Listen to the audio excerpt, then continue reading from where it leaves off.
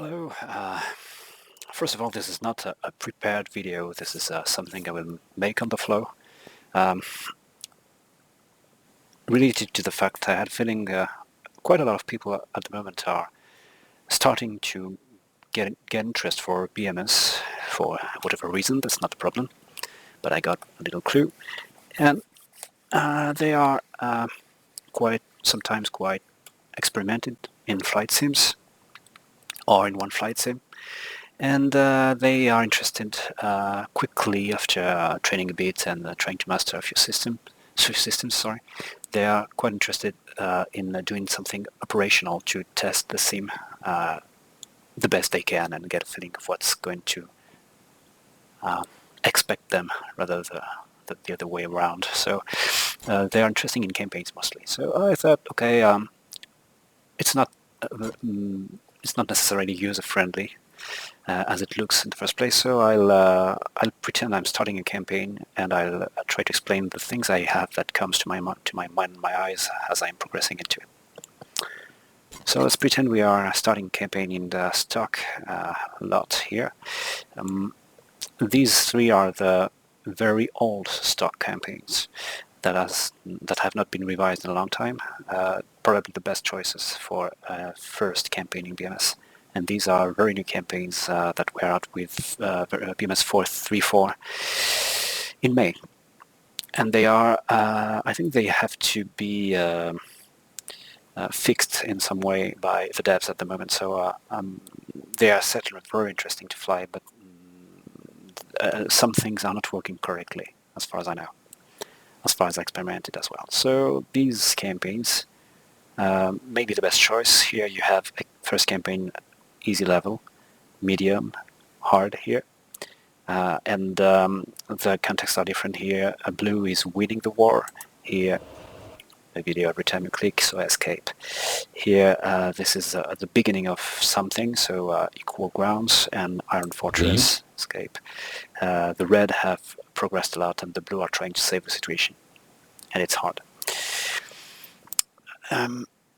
So different situations, F-16s in all cases, about the same model of F-16, mostly F-16 Block 40 and 50, and on the South Korean side of the situation you have Block 52 and I think Block 32, I'm not sure about it, which are the ROCAF squadrons. I don't know if we can have an example of it here. I don't have it. So you have a Korea as well, yeah, you got F-18 and all the aircrafts. Not the higher, they have problem in 434. That's going to be fixed, I think. Okay, no, I don't have an example here to provide with this one. Let's consider rolling fire is the way to go. It's the balanced campaign. Yeah, here we go. ROCAF F-16C, that's the Block 32. Okay, whatever. That's just something I wanted to see. So we got a bunch of squads here. Blue because some, and green because some are USAF and some are South Korean, but it's the same side. It will all appear blue in the campaign afterwards. And each campaign has its challenge rating here. That has an effect on the quality of the troops. And I think there is something about quantity, but I can't be totally sure about that. I am not really sure. On quality, that is certain. And when you are experimented with the AI in BMS, you tend to go ace quickly. You can tweak it for air and ground forces and everything, actually, on both sides. It's a balance matter, so it's more on one side or the other for everything. So I chose haze here. So everything is on the side of DPRK. And I'm going to start this campaign. Whatever squadron I choose here, that's not the problem. I will end up in the map in this squadron, but I can change anytime. So I'm not really paying attention to it. I'm in an F4 squadron here. Little description. You want to know what the objective is? It's written here. In the manual, you have more in-depth explanation about the objective if it doesn't appear in the description. So Kermit, you arrive on the screen pose, day 1, 5 o'clock pose, and the software asks you a certain number of settings, so you can change them before the campaign starts. There is, as you know, a dynamic campaign engine which you can control to an extent on your own side. And to be honest, you can also control the other side. If you load the save from the other side and change the settings and save, and you return to the blue side, your settings will remain active. So you can, in a way, you can ask the opponents to act in a way or another in the campaign. So what kind of settings do we have here? The settings that are related to what the Air Force commander is going to do, the artificial one, I mean. That's the ATO, Air Tasking Order, which has nothing right now because we didn't start the campaign yet. This kind of settings are about geographical aims and about what kind of flights are going to be fragged meaning programmed by the ATO.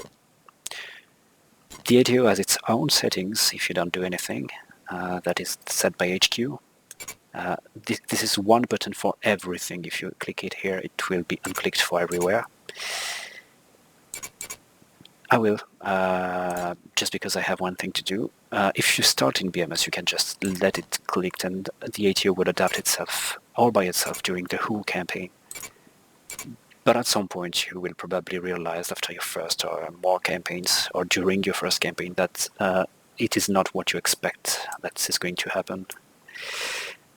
The most common thing people complain about is the AI. When they are used to what is going to happen with flights, the AI frag suicide missions over the red territory, doing things that can be accomplished, and asking the flights objectives that can be accomplished deep into the red territory, because there are a lot of SAMs, a lot of red aircrafts. So that's something you want to tweak in the beginning of the campaign, usually when you're experimented. So let's say we want to do it. What I want to do is, that's what I have to define first. I want the AI at the moment, the AI ATO, to focus on the first part of the front line, the first line, so to speak, of the red forces. So I will do it geographically. I have to check where. I think that's here. The front line must be here. So something can check. I know it is here. So everything that is far, I'm going to decrease the priority so they don't start anything in this area. No objective here. So I'm doing this. And I maintain the possibility to frag flights. And I want it to be important in the frontline area. More importantly, I want the AI to protect our front troops and protect our front air sector and what's just behind. So I will ask for a lot of protection, a lot of attention here. This is true for the ground troops as well. As far as I heard, I never went to check by myself, but I think I remember I had the same results with the ground troops. They tend to the operations on the ground tend to follow this scheme here. So I want my troops and my air operations to focus on this place. A bit more here and and exclusively here for the red side. Okay, so what do I want them to do? Let's go backwards, that's simpler.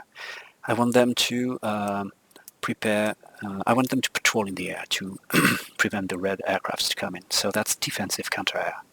In defensive counter-air, you have patrols, barrier combat air patrols. So that's a pair of aircrafts patrolling around to intercept enemies coming in. You have AWACS flights as well that will give situational awareness to the flights and to the whole air forces here. So that's contained in here. Reconnaissance, it's the U-2 and the helicopters that are doing recon flights. At the moment in BMS 434, before the first update, helicopters are a source of problem when they are engaged beyond visual range by artificial intelligence-driven aircrafts. It crushes BMS totally. So this is going to be fixed very quickly. I think it's already fixed for the next update. But for now, the rule is to totally disable all helicopter squadrons. That is not totally mandatory. You can still try to fly, but you can expect at some point that there's going to be a BMS crash that's driving you back to the desktop. In that case, that's what you want to do. This is not extremely complicated to do. I won't do it right now. I'll just do it in the end so you have a clue how it's going to be when you want to do it. It is better to do it at the very beginning of a campaign, because there is no helicopters for flights fragged right now, so you don't have to erase them. You just have to neuter the helicopter squadron by setting in a manual. Alright. So I want them to be defensive. I want them to start to try and disable the airfields there, because I want the Red Air Force not to be too much of a harm. There will be airports behind, airbases behind anyway, so that's not going to have a global, very strong effect anyway. I want them to be able to suppress the SAMs and to work on the SAMs here, so that's something I maintain high. And I don't want them to attack air detection, to attack the back troops, the back engineers, trucks, tanks coming to the front. That's too dangerous right now, so 0, but I want them to support our troops on the front line, close air support, which are missions where you have your friendly troops and the enemy troops in contact, and you want to have two friendly troops. That's close air support, as the name says. I don't want them to start strategic strikes behind the enemy lines. Too dangerous right now. I want to let them the possibility to strike ships if there are ships in the vicinity. There are quite a lot here, but that's not an important task. And reconnaissance, I want to have choppers. I'm not sure I have U2. I leave it there, but I'm not expecting a lot of it. So that's the kind of mission that will be flown for now. And the target type, mainly aircrafts if you followed, a bit of airfields, the air defenses, yes. No strategic strikes, so no radar, no. I think some of radar and CCC command centers, communication centers, belongs to offensive counter-air. So some of them will be attacked. I don't want to focus on the depth, on the deep ones, but it won't be the case because I disabled the geographical attention to these deep parts. But some of them in the closest part will be attacked, and I want to lower it on equal grounds with the airfields and efforts. Yeah. Army, not really my problem right now. Infrastructures, that's bridges. Mainly, to my knowledge, that's probably the only important thing it's going to involve. And destroying bridges is a problem if you don't have control on it, because it can stop your troops from advancing. That's not what you want. So if you want to strike a bridge, that will be your initiative. So infrastructures is always for almost all experimented people, if not all, always all left, all to 0. Logistics, that's for deep strikes. That's a UI bug. I can't do anything about it, sorry. The window moving. Raw production, that's once again deep strike, so no, not our problem. Naval bases, I load it. I load mover strikes, mover missions against movers. So that was the close air support CAS. So I'll allow our troops, our flights to attack more units mostly, and artillery in a way, and a certain extents, not really support on the front lines. And I still leave naval units here, just in case. So all the priorities have been sorted. I want my flights to attack in this place and defend here, and mainly to attack aircrafts, ground troops, and a few of the objective strategic in the military sense. Not to say I am not going to use strategic because it's a word that is used here, strategic strikes, but objectives that are important for military coordination and situational awareness, like radars. and radio stations. They're going to attack all that here, but particularly defend itself. So I'm good with that. The campaign has not started yet, but it will start. The other question is, before it starts, do I want to prevent some squadrons to be fragged, to have flights fragged automatically, to keep them under my control? If you start in BMS, you'll just want your squadrons to propose, every squadron to propose flights for you to get in, to hop in. Yeah, that's what I wanted to say. That's easy to do. You click, you choose a seat, and you go. That's not something I'm going to let right now, because that is easy to understand. I want to choose one squadron, and I want to take control of it to frag my flights from there. In that case, in that example. So I'm going order of battle here. I'm going to choose everything that is ally, so I have a global picture of what I can control: Japan, South Korea, the United States. The air forces have quite a lot of air bases.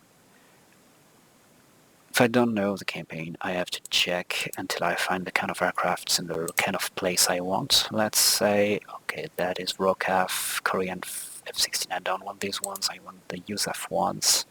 They're not very different, they have a little number of differences. F5, Harriers have a problem. They have a warn signal on the HUD that is permanent. That should be erased in the next update. Here we go, Kunsan. You got F-16 here. Last block. That block was made for SEAD and DEAD, mainly for SEAD operations. So I'm going to choose this one. Information. Okay, nothing was flown. That's what it says mainly. I'll find the squadron in Kunsan. Okay, that is here. Yeah, that's a good place to start, so you don't have to handle enemy flights coming in, mostly, unless they start coming down. So you have time to regroup and to go on your mission. Yeah, that's a good choice. So, info back. I want to join this one. Here I am, 1/3. 1/3 fighter squadrons, 13th. And I untick it by HQ, so I have manual control on it. And you have the white rectangle around it. Same for that. You will tell me, even though I didn't do anything here, because I actually modified a bit this campaign. So there are some squadrons here, and other parts that are disabled manual, not disabled but manual controlled. And that's the helicopters, because I know I don't want helicopters right now, so I modified my stock campaigns to disable them. That's why it appears white as well. It won't be on yours, you have to do it manually. So we got this. So I have control on this squadron now. If I start the campaign, nothing will be fragged in the squadron unless I do it manually. I'll start the campaign and see what the ATO does. Time ticking. Things start to move everywhere. Ground troops, flights are being fragged. I can go intel. Okay, the campaign engine starting to chimes in. You see what it's going to try to do. On the ground, they are trying to consolidate SEAL. In the air, the defensive priority is SEAL, and there is an offensive operation starting in 1 hour in Haiju. That's usually the name here is also a name in the pack map, so you have to check for Haiju. Haiju, here it is. Haiju. So the AI is organizing flights to attack this part from 6 o'clock. That's the big picture. We're going to check that. Before, I won't go into the graphs. They're easy to understand. I'm going back to mission schedule, and I'm going to the 8 here so we can have a look at what the campaign engine did here. So all the different fragged flights. You got a tanker somewhere. Okay, with the habit of looking, I can say there is a tanker fragged here in this area, on this circuit. There are quite a number of reconnaissance flights. I see there are helicopters still working here. I said something about modified campaigns earlier, but I think I had forgotten a squadron since we still have one working. Matter for more discussion later. And we have AWACS here and here. They are going to take off at 5:11. One has taken off already. Probably can be seen on the map, or is going to be seen on the map. Oh, we got flights starting to fly here from Japan. 502, so at 503 we'll see it already taken off. They got their escorts, half cap, already fragged. Same for Reliant, there are AWACS for the ground, so they're going to be available. And we got here EWS, ESG, which are usually escort jammer flights that are placed in a place where all enemy SAMs will be disabled, unable to attack. They enter into the AI ATO logic. Players usually have their own logic to use them, but you can see them as safe places for operations that are going to be planned by the AI. So to give examples here of what is done, we got a safe area here from SAMs, probably because the AI thinks that there could be a danger zone here for flights approaching and not knowing what's going to be here. And same that way, that place. Well, that's what it thinks at the moment. We got a lot of bar cap, which are the the defensive patrols.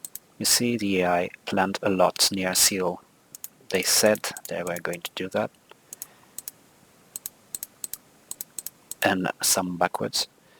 In the back rear of in the back of the front line. Sorry, I'm not expressing myself very nicely. And we got a number of Q-array. Q-array are alert flights that can be enabled in case of scramble. They don't have time for that reason. You can find them listed elsewhere, for example, in Mission Commander with times, but I don't know how relevant it is. I think they might be suppressed when the time is reached and replaced by another one, according to the ATO's rules, ATO's decisions. So you can see them still, and you can be asked to participate in them if there is a scramble, especially in your squadron.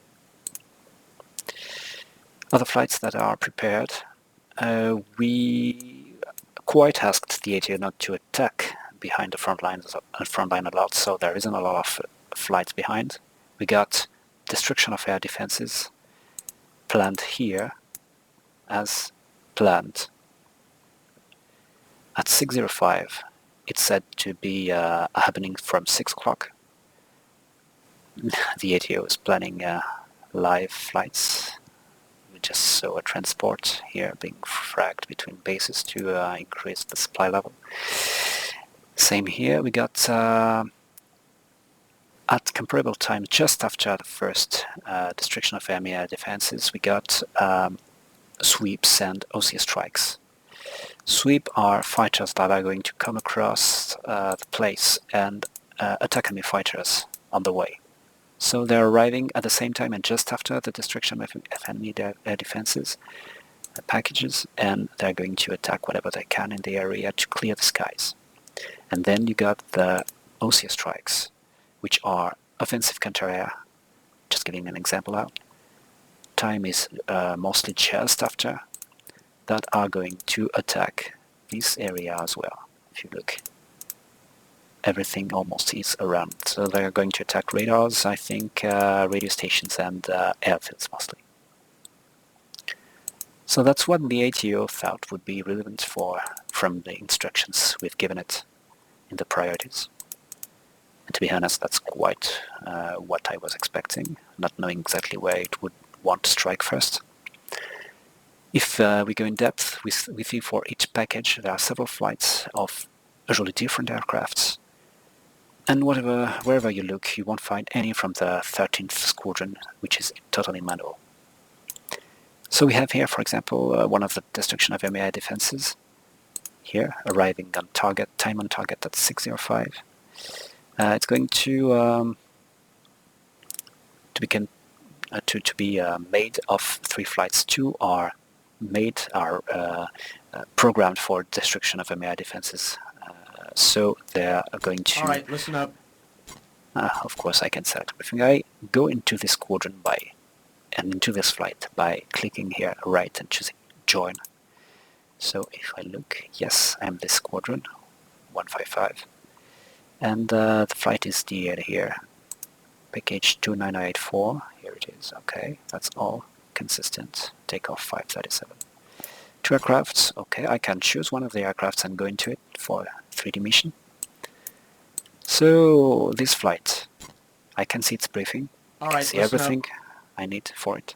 They're going to attack a AAA battalion in the area that was spotted, and this one only.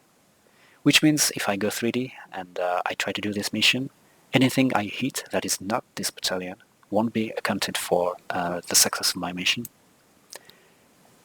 Which also means if this battalion is already destroyed when I arrive, I can't succeed in my mission.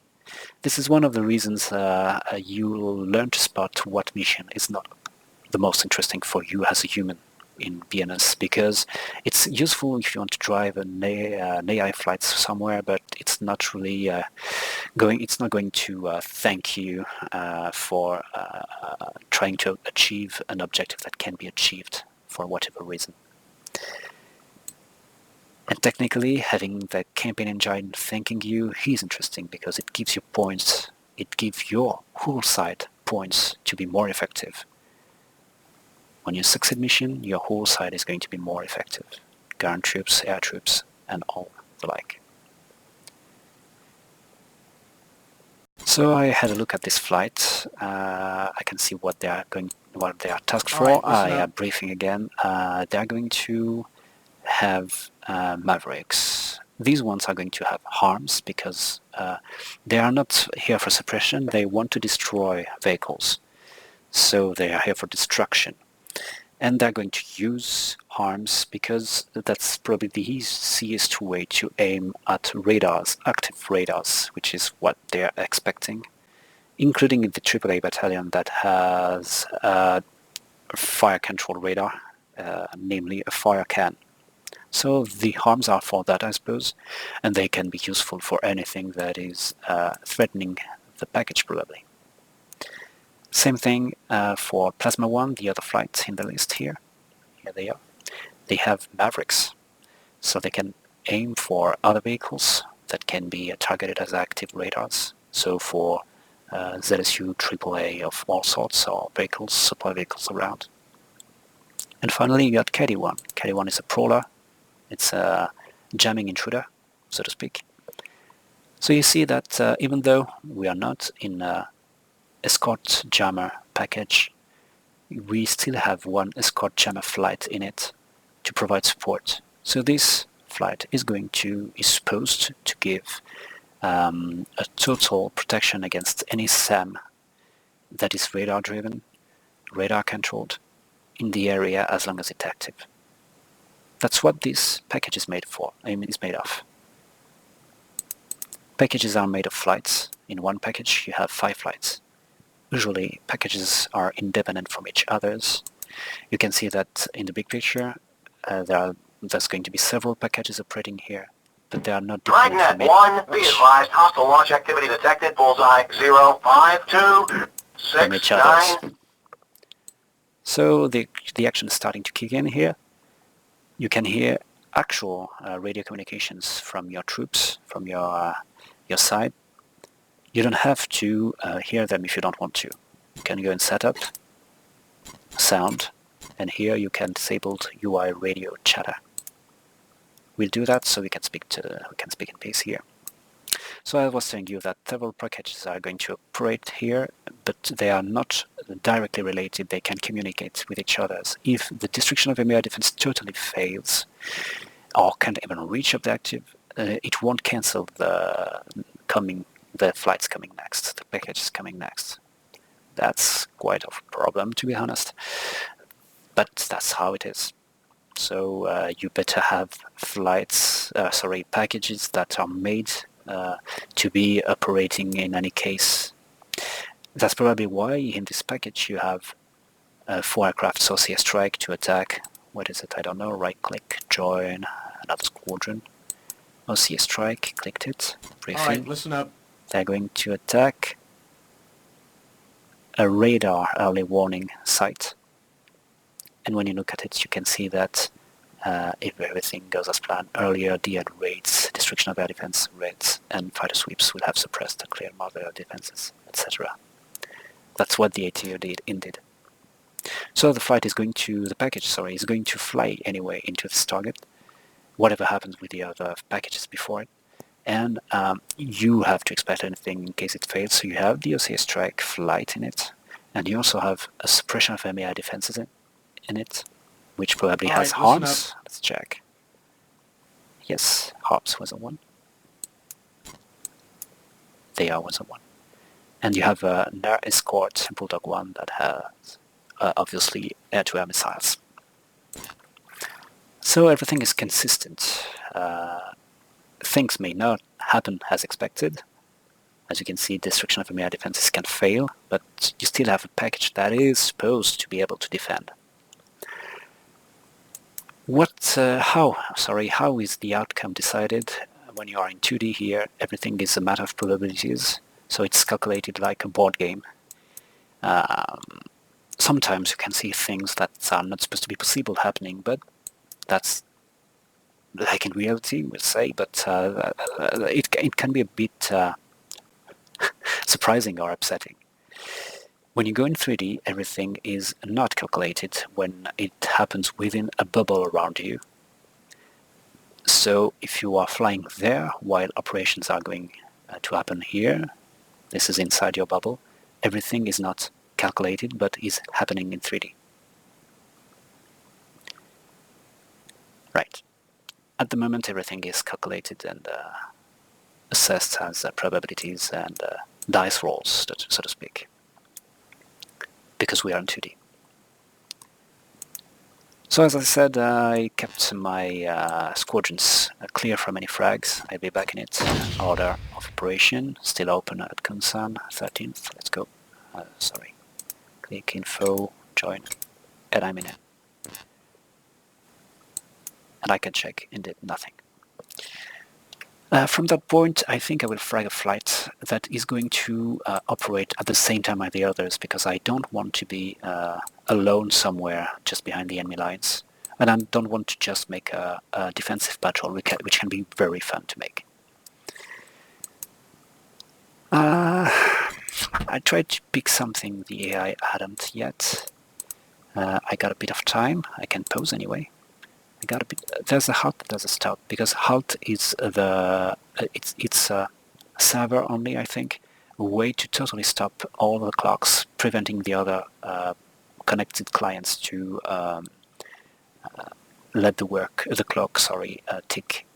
If I click halt, even if other clients are going to have 1 times, it will maintain stop. If I just do stop, other clients can force the clock to tick. Just detail. That's why there are 2 comments here. So I'm here still 1 time. I can stop it, but I won't because I got a little. Oh no, I want to be comfortable. So stop. So I want to operate the same place. I try to pick something the AI hadn't picked. I see they're operating here in this airfield. There's going to be another package here that's coming before, so that could be surprising. As you heard, they're going to destroy air defenses at 6:05, and it takes off. It's time on target 5:40 25 minutes before. They got a suppression of enemy air defenses, so they're not like naked, but it's surprising that they decided to do this before. Okay, that's how the ATO thought it would be better. What do I want to do? Here we got a base called Haiju, 100% operational. Of course, it wasn't attacked yet. No damage nowhere. There's one runway with 3 sections. Does this base shelter anything? Closing here, opening DPRK, Haiju with an H. Yes, they got MiG-21s. So that could be an interesting target if I want to prevent 21s here to take off and harass our troops and aircrafts here. That could be an excellent target. Yet I don't know what ground forces we have against us here, what air defense we have against us. We may have early reports. We'll see. We'll see about it. So I want to go at the same time as the other flights here. So I'm going to aim for a strike at 6:20 maybe. I want to see when where the 20 is going to be. 6:20. Oh, they're going another place. That's a side strike. So 6:20, they're going to be no flight arriving exactly at 6:20 here. We got the 3 strikes here at 6:50. One being, okay, one being another side strike. So we got 2 actually here. And we got the destruction of our defenses here. And we got sweeps, 10 minutes apart. That's classic technique from the ATO when it's commanded by a computer. And then going to go, so here 6:05, 10 minutes later, same or almost same pattern, 10 minutes later, same pattern. So 3 flights will succeed each other here. F-16, Mirage 2000, Charlie. So I want to be there at the same time as the air-to-air flights and after the destruction of air defenses have operated. So 6:15 actually seems to be the best choice as they did here. And I'll do the same if I can. Because yeah, my takeoff times would be good. I'm the only squadron. I'm the only active flight of the squadron, but we are several squadrons in the airbase, so I hope I won't have a problem of availability of the runway at this time. We'll see. So this is very easy to do, actually. Add package. After right-click on the base, I choose the time. I want it to be 6:15. Exactly. Let's be that way. New flight, I want F-16 Block 50 from the 13th Fighter Squadron. Right. I want them to make an OCS strike on the runway. I want them to be 4 to make sure it happens. I want, not my best ranks, but just under, to be participating in that. I don't know if I want to be in that flight or not yet. I just want to frag it. So, okay. 4 F-16, taking off 5:52. That's good. We have time to be probably to be in this package. And everything is ready. The starpoints are ready. The ordnance probably is ready.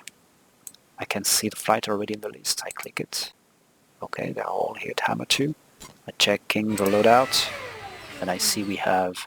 Oh, it's been given Maverick D. It probably supposes I'm going to hit the facilities around, but that's not my objective. I want to hit the runways to disable the base, so I'm checking here. Loadout, air to ground.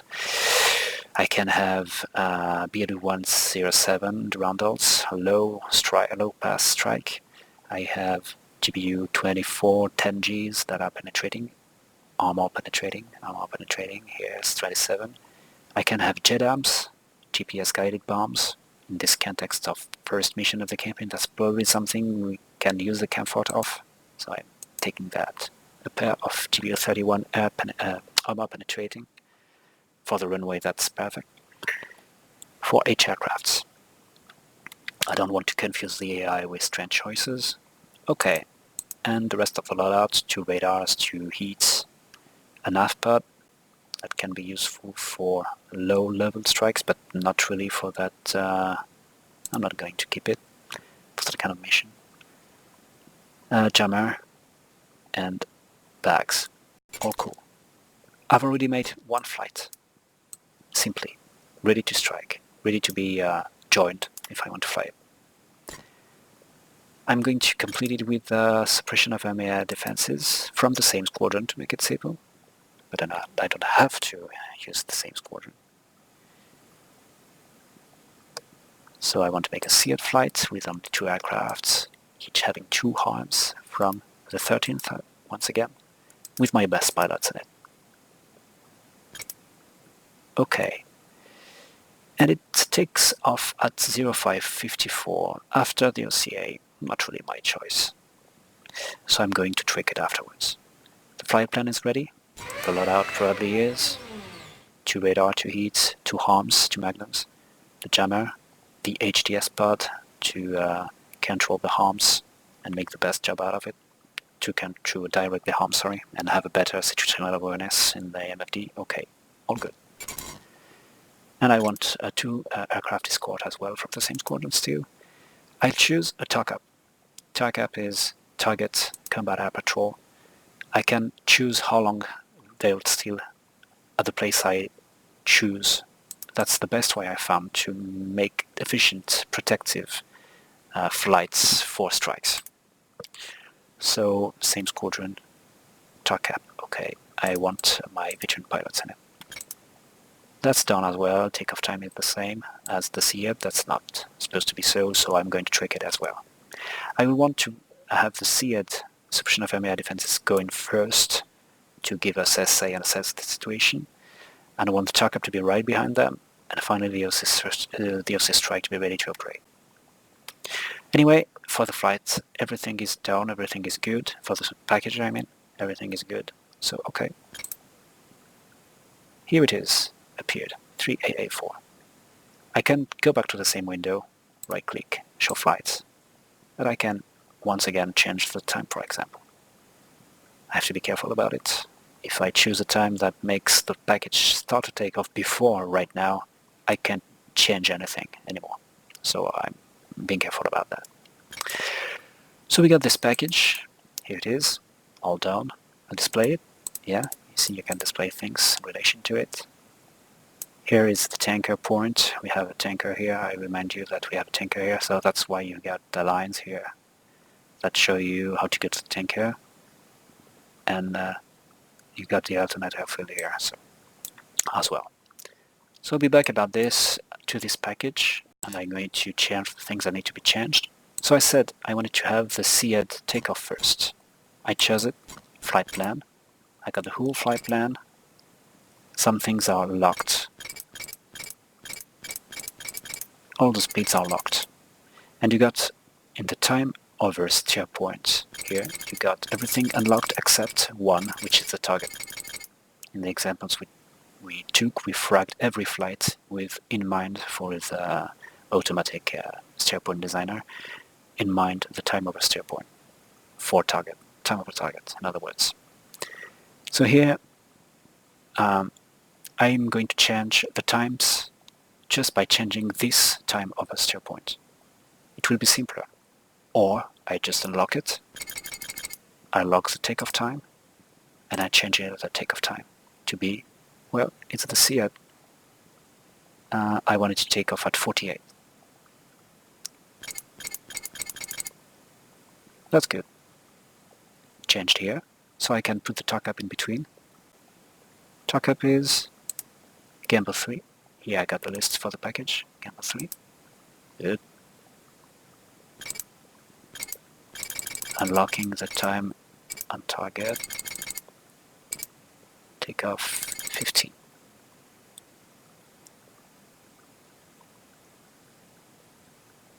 Okay, I got 2 minutes between each flights, which is the minimum recommended to frag flights on an airbase. I'll have to check the other squadrons of this airbase, because I don't want these flights to overlap other flights taking off at the same time, maybe. So I have to check and make sure I'm not being a problem, and I'm not going to be a problem. Notice that I went from Falcon 3 to Gamble 3 straight away here, but the flight plan didn't change. Indeed, little trick to know. If you want to display the flight plan of the flights you chose here, you have to make a little change on the altitude. That's the simplest to do. You can do here by pretending you're trying to change the takeoff altitude, elevation here, and you change the flight plan. It's the same, so you don't see a difference. Let's try with Hammer 3 with the LCA. Boom, we change it. We go to the amateur flight plan that way. Whatever, that's just a little trick.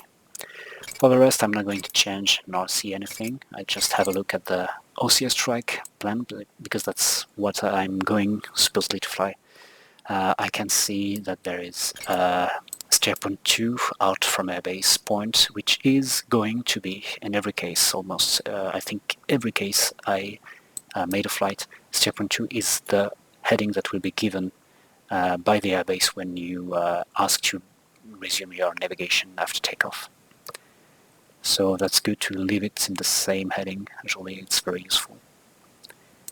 And after that, you can change every steer point's position according to what you want to do. But here we leave it. It's well done already. I can see steer point 3, which is a holding point.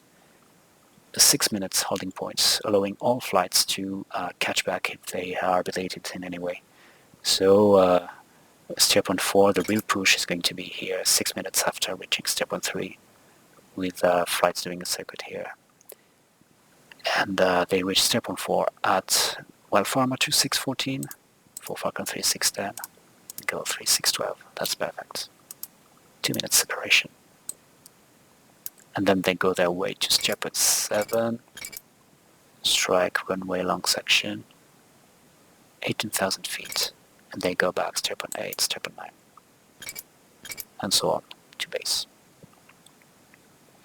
Okay, so I do have a good plan for this package. Now I want to know what they are going to meet in the area. There are things I can see, things I can't. I'm going to display. Air defenses are not displayed. Okay, now they are. So what are they supposed to be facing there?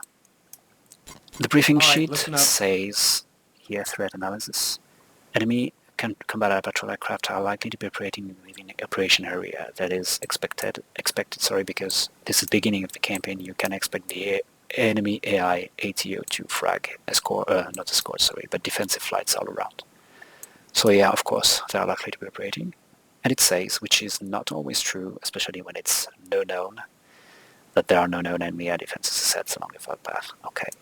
So what it does is look at the white line of your flight, the white line of the main flight of the package, not the other flights. Only the white line, the flight plan of the main flight of the package, which is OCA, the first one. And they see if there is an enemy air defense SAM AAA on the way. So now it says there is known. For some reason that is not true. We know there's an enemy air defense here expected. It is known. So sometimes when it says no known, you have to be very careful about it. So when we look closer, so we don't know if there is any mobile SAM here. We don't see any. No, none of our flights have already overflown this area and spotted anything yet. So all we know is where the static SAMs are at the moment. They are displayed by default when they are static SAMs because they won't move anyway. So you're supposed to know where they are. There's one here. Status, right-click status. That's SA9, SA14. That's a SHORAD, or a base defense battalion. Short-range radar, SHORAD. So this means there are SA9 IR SAMs, and SHORAD is short air defense, nothing about radar, my bad. So you got SA9 and SA14, all, if I'm not mistaken, all IR SAMs. SA9. Yeah, SA9 is they are all SA13, I think. Yeah, why can't I find it? Some launch, yeah, okay. So they're all IR SAMs, and they're supposed to protect the area from a low altitude strike. They are never shown. All right, listen up. Here, the IR SAMs, never shown here. Yes, they can be. I'm not saying the truth here. It's the truth here. They can be. Sometimes you have SA7, 14. I can't remember SA9. There are IR SAMs, so they can be shown here. They are not here, so as I said, you have to be careful about what it says in this place. So there are here manpads, or equivalent of manpads. The range is the same, so I'll do it again because I did it quickly. I'm creating a point here, pre-planned thread, step point. Click it to the left and I choose manpad in the list, or SL9 after all, why not? So I know that I can't go low altitude in this place because in this cycle I am at risk. What else do I know? In the surroundings here there is a patrol, a SAG task force with 2 frigates. Frigate might not be the best word. They are OSA-2 with experience. You know that OSA-2 is a ship with a AAA on it, nothing else than AAA. I click recon to have a look at the ship. Here, how it is. They don't have a surface-to-air missile, so you can consider it as a AAA site, except they can be moving. Anyway, if you want to have a good visual clue, you can make a point AAA right on it, knowing it can have moved in the meantime. So we have to avoid the west side of the target. We have to stay high. Here we got another static SA3. Okay, should we be concerned about the SA3? We'll check that. No, we should stay away from its range. Here we have SA2.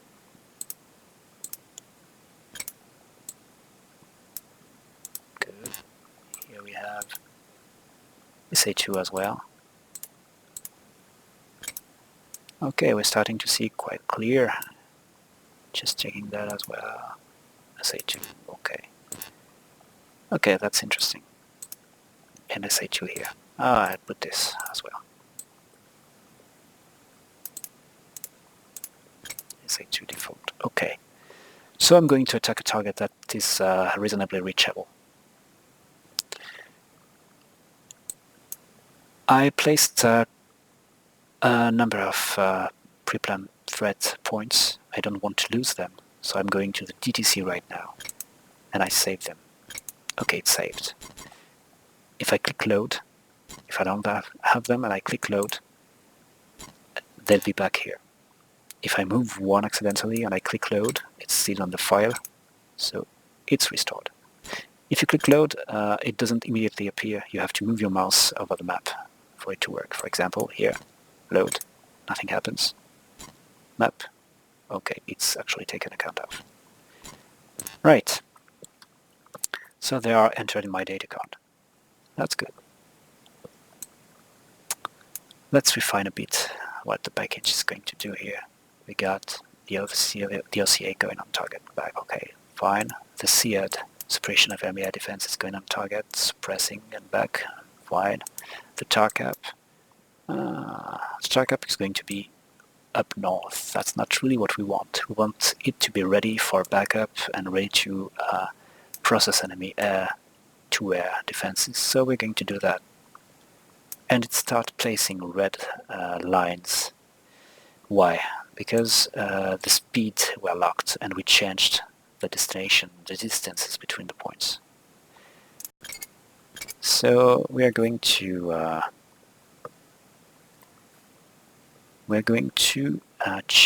unlock that, or just make it a normal speed of 480 knots.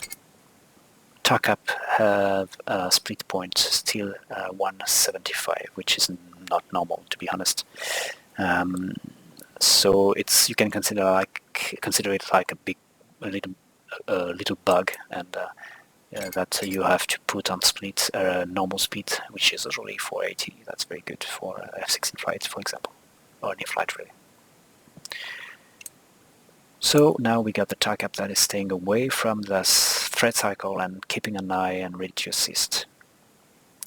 They're going to stay, let's choose one of the patrol points, 30 minutes. That's a bit too much. I think 10 minutes with the GPS-guided weapons here, 10 minutes will be enough. So I set it 10 minutes. That's going to be even a good backup for the flight's going to leave. Okay, 10 minutes. I think we got a good package here. Fine. I'm going to save it now. I'll give it an easy name. 1, so we can get back to it. 111. Saved. Okay. What else should we do? We're going to take our fly. We'll have the air defenses. And GPS-guided weapons are going to operate for any type of weather, but that's a good question. Weather here. I'm not going to go into weather, but the briefing page show you what weather is going to be expected on target and on takeoff and landing. So you can see here the weather was not customized, which is a gorgeous thing to do in BMS. So everything is fair, which means clouds in the air, but not nothing seriously blocking the view normally. It doesn't say anything about fog, so actual visibility. But normally you can expect from fair weather that you can see what's going to happen on the ground. Anyway, as I said, for GPS-guided bomb, you don't have this problem because they're going to go exactly on the steer point you chose. Steer point you chose. Something to do. Let's pretend we're going for the RCS strike. I don't know about the other guys here, but I want to strike something here, which is the runway. I'm going recon on the place. I see different things. The Shore Road Battalion we had talked about earlier, SA9, SA14. The base. I click the base. Okay, I'm in here. I got several targets. I want to bomb the long section, and I want to place 2 bombs on it to make sure I'm going to accomplish the mission. So I'm choosing it. I'm switching to steer point 99, and I accept. It means that let's check it. Did you see here? When I choose steer point 99, it is on Ajo Air Base runway long section. I save it. Right, so in my cockpit I choose steer point 99 and I be aiming the runway, exactly. It's not the case for steer point 7, it will be somewhere near the airbase, but not exactly on the runway. Good to know, isn't it? So I'm ready to choose the steer point that's going to give my bombs the exact location to bomb, to try to arrive on. Excellent. I don't have to care about the weather because it's a GPS-guided bomb. So I am not going to use lasers that are going to be stopped by the clouds, for example. Right. I have to see the comms. And a little word on the comms then. The briefing sheet shows you things. It's a rather big topic, but you're supposed to know a bit about it if you've already gone through training and read a bit of the manual. You have to know that you do ground operations to the runway hold short station with ground frequency, which is by default UHF2. Where is it? Here. Okay, ground. Then you switch from hold short to hold position on the runway. You switch just to UHF3, and from then you switch to departure until you're given heading to go away from the airbase. That's uniform 4 by default. And then you switch to tactical frequency. For now, BMS 434, no update, without checking in with the AWACS. So it's going to be uniform 6. Uniform 6 is the uniform frequency for the main flight of the package. In that case, the main flight is the first flight fragged for the OCA. That's going to be 24475. It's default uniform 6.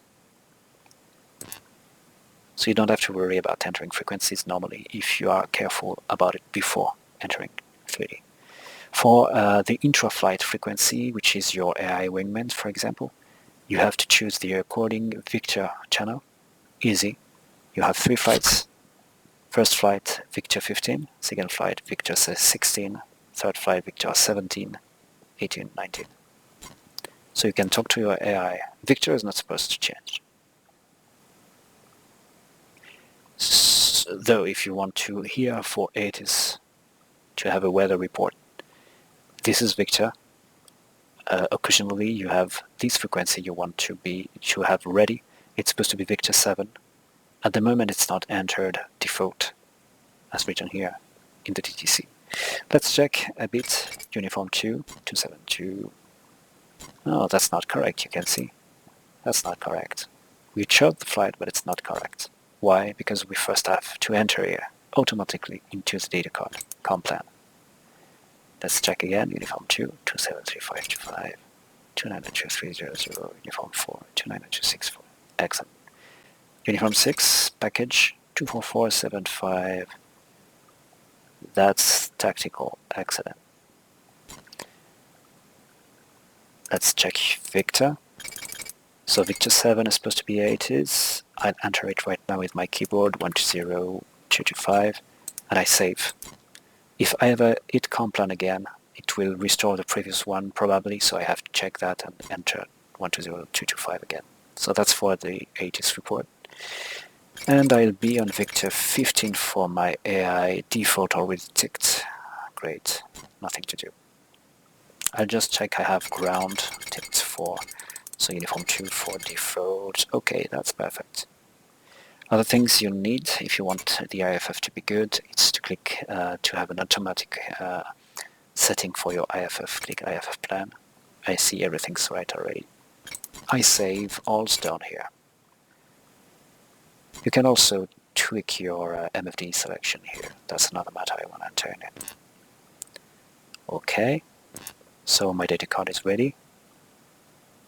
When I'll be in 3D, my pilot leg will be displayed, and there are screens on them, kneeboard screens.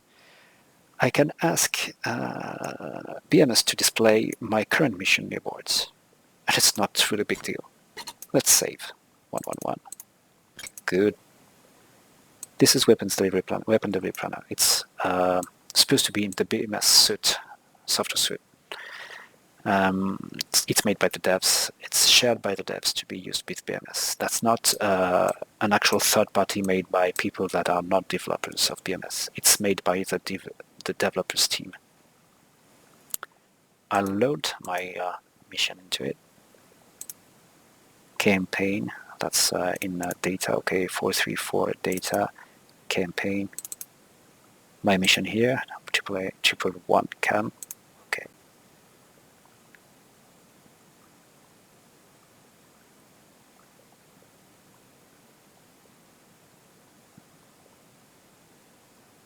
What side am I in? I'm on the Republic of Korea side. What package do I want to load first? Here it is, 38844. Easier. I don't have to go through the whole thing. Okay. I'm in no CS strike. Did I save the DTC before this flight? Maybe easier to say no all the time, unless you want to do something very specific. Okay. Even though we did. Yeah, we did. So okay, we got our flight here, everything's in. We got a lot of details we wouldn't have had. Very useful to share information with human pilots if we have human wingmen. Like the tech and frequency and the laser codes and all that. We don't have that here. We have just an opportunity to have a very accurate given bingo if we don't want to calculate it. So from strike to arrive on landing with 2400 fuel, we'll need to have 46 theoretically on strike. So I'll put a bingo of 4600 on strike and a joker of 5600. Okay. We'll have a look at the map. It shows a lot of SAMs. It shows a lot of SAMs I haven't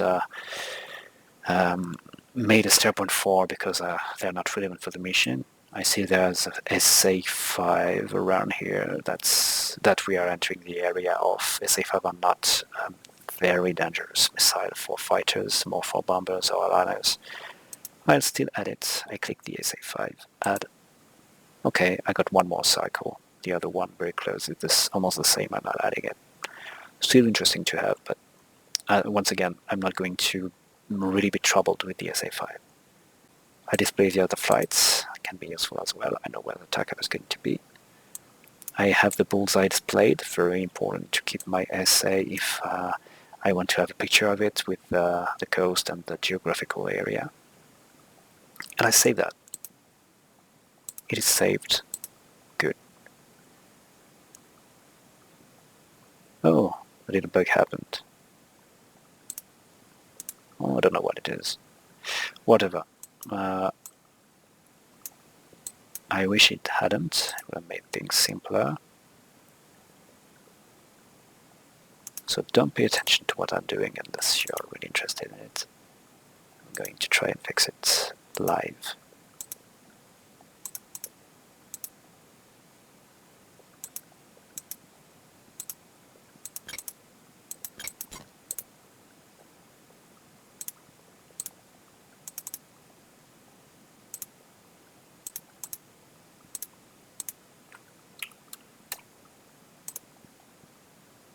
Good. So it seems to be fixed. I'll try again. Not the SA2. The SA5. Okay, here it is. Right. So can I save this time without having the same problem? Yes, okay. This time it didn't happen. Don't know what happened. Good. So we get this. I just click saved. And I can inject my SA5 cycle. I added it in the BMS interface. I saved on files. I want to inject it so I can see it. I click load. And here it is now. The cycle was edited. That's fine. I didn't do anything else. But it's not obvious here, I actually added in the DTC as well the bingo number, which is stored in DTC. So when we are loading our DTC into the aircraft computer, we will see 46 as default bingo. Little trick. What else do we have here that is interesting? The airport schedule. Oh yes, I had forgotten about that. Are we in the middle of all the flights when we are going to take off? Here are our times. Let's check. So we are here, and little bug again. We can see the 548, but we'll do with it. So I can see there is a sweep going to take off at 5:37. That's far enough earlier. There's a Q array flight that may be enabled or disabled during our takeoff. That's no problem. They're not supposed to be active. And the next flight after us is 6:18, so that's good. Other squadrons won't be on the same times as us, so we should be good about this. I can save it as a JPEG in my data card folder. I will do. Another interesting thing to share with human pilots if you have some with you. And I save the whole thing. I'm not going to check every screen. They don't have an equal interest to us. You have a lot of data you can share and change. So okay, I'm saving this as files to check. And finally, I will update the 3D display here, update me board. And I'm actually now choosing which one will be updated. So I want to have this and this on my legs while I'm in 3D in the cockpit. It can be changed, so I'm choosing carefully. I want that. You see the map is centered where I left it last time. Well, that's good. Save. Okay, saved in the right place, in the right folder, has the right name. So when I enter 3D, I'd enter 3D, I see exactly that. And it will be very useful if I need it. So the mission is ready. Save. I'm saving in it again. As I said earlier, I have made files that I can share with other people in my in the folder I chose in Webbots Delivery Planner. Here it is, 111, 3884, Hammer 2. I can make it for every other flights, but I made it for Hammer 2 only right now, and I have the whole data. I checked for it, right?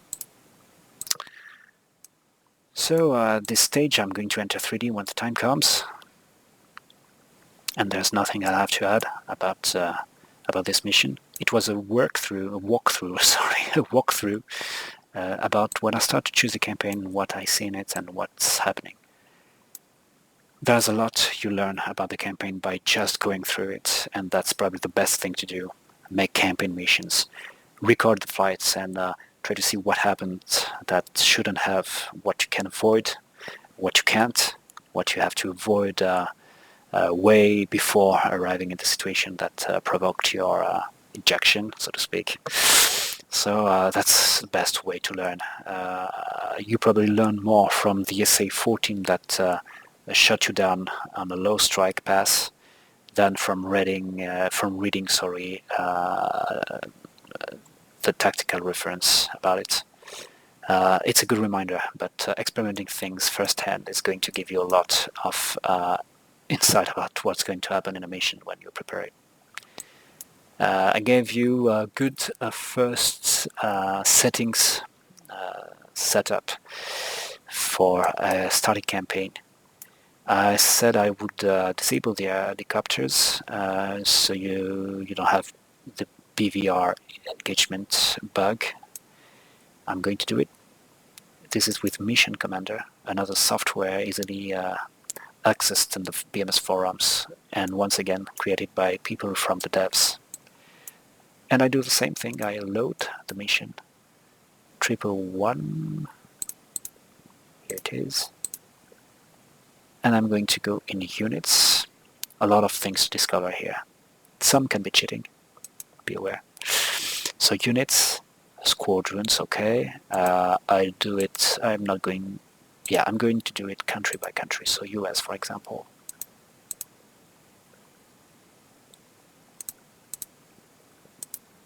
Okay, I click package and back to squadrons to display. That's a little bug again. All the kinds. So you got, in the helicopters, you got air cavalry, helicopters. You got, I think airlift maybe can have helicopters, not here, I'm not sure. Anti-submarine, nothing. Attack helicopters, of course. And recon. Recon here has U2 only. That's for the US. We got the Republic of Korea on our side too, so that's where the MD-500 were from. Okay. So for every squadron, we are just on the squadrons, there are other flights. For every squadron, you're supposed to, not the U2, attack heli, for example, we had Apaches. You're supposed to go right-click open, and you have this set by HQ. If set by HQ is ticked, the squadron will be given flights to a mission to accomplish. So if you untick it, it will stop fragging flights for the helicopters. So you are supposed to do it for every helicopter squadron of every flight of every country, in the campaign, to prevent the AI to make helicopters fly until an update comes. You can, as I said, you can not do it if you want not to do it, but you can expect at some point a BMS crash. That can happen. Up to you.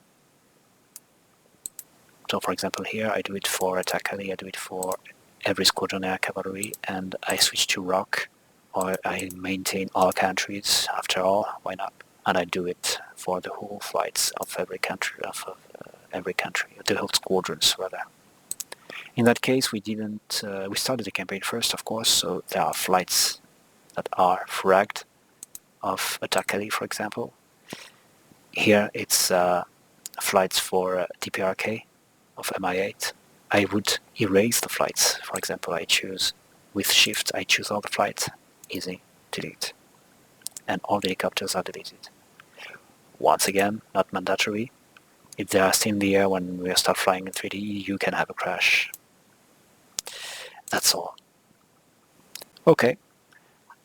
Time to enjoy the campaign after this weird walkthrough.